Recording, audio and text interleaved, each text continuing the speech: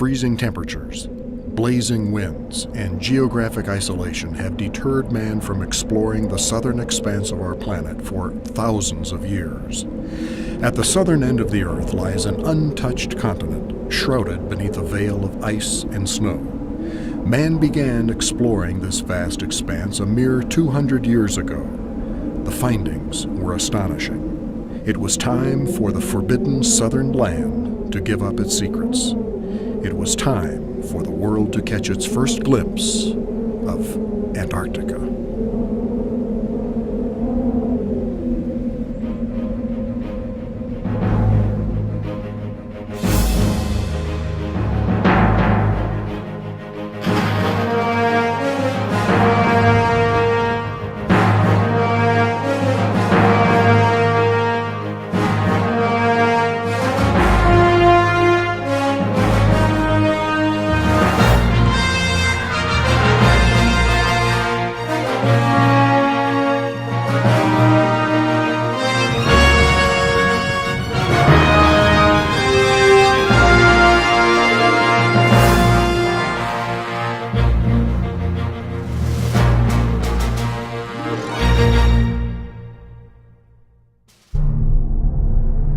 As early industries began to flourish, an ever-growing need for energy sources arose.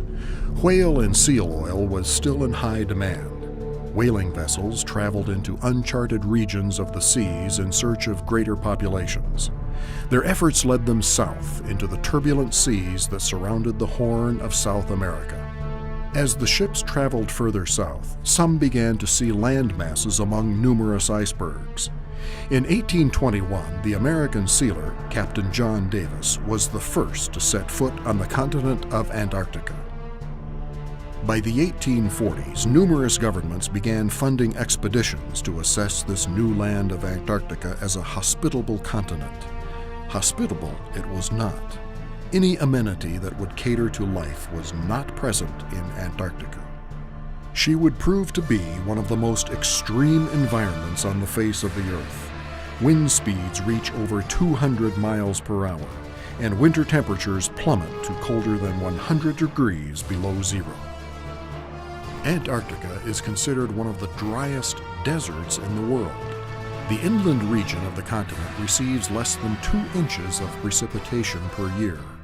When rampant blizzards rage across the continent, they're usually blowing snow that has fallen thousands of years ago. This ancient snow accumulates and compacts into solid ice.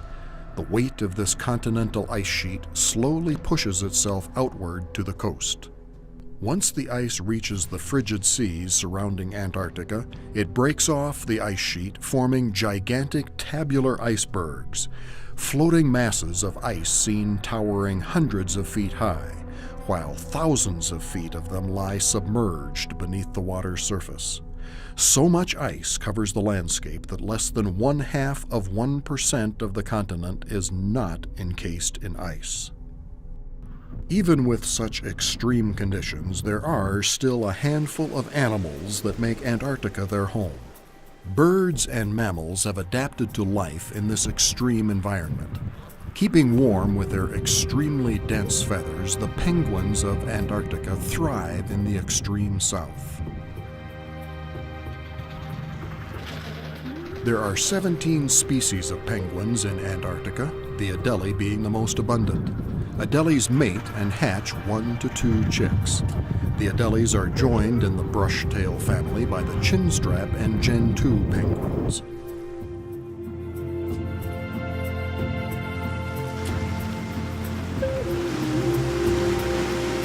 The waters surrounding Antarctica are abundant with krill, tiny shrimp-like crustaceans that flourish in the waters near Antarctica, feeding off algae that grows on the ice.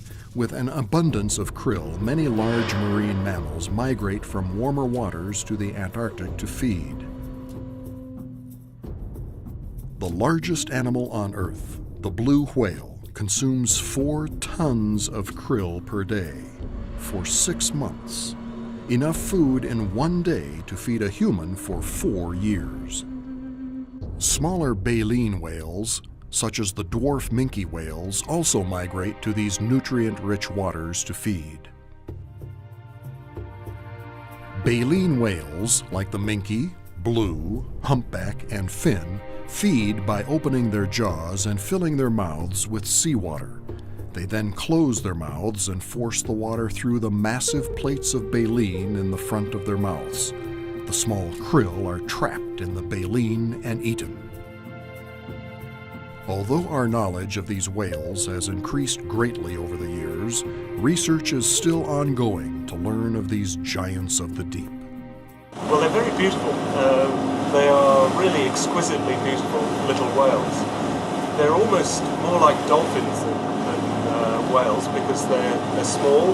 Most of the ones we see are around about 6 meters or so. They were only found in the Barrier Reef waters in the 80s.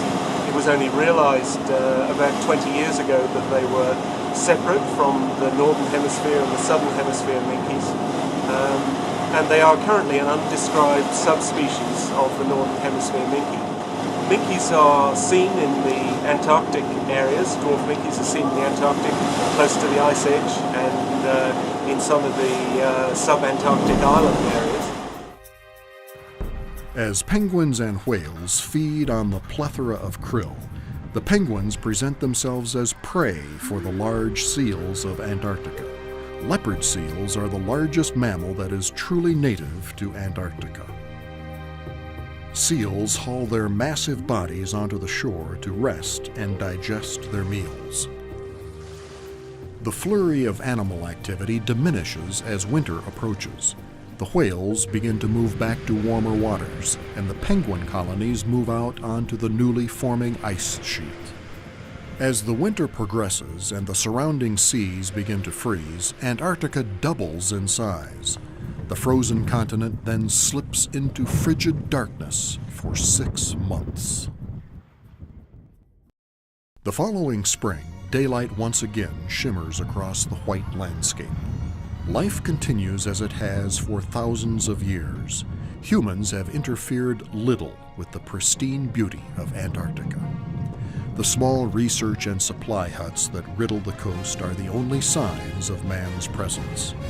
No single country has ownership of Antarctica. It is a land to share and maintain for many generations to come. How can we ensure the preservation of this untouched, pristine continent? Are the effects of human activity going to take their toll on the White South? While early expeditions were on the continent, garbage and debris were thrown to the beaches without environmental regard. Has man already damaged the planet by means of global warming and a weakened ozone? These are the questions that only time can answer. For the moment, efforts are being taken to ensure the beauty and mystique of Antarctica will remain for generations to come. Although distant, the isolated South shall remain one of the closest connections with the natural world that we have, with only one ambition: to cherish and to maintain the white desert that is Antarctica.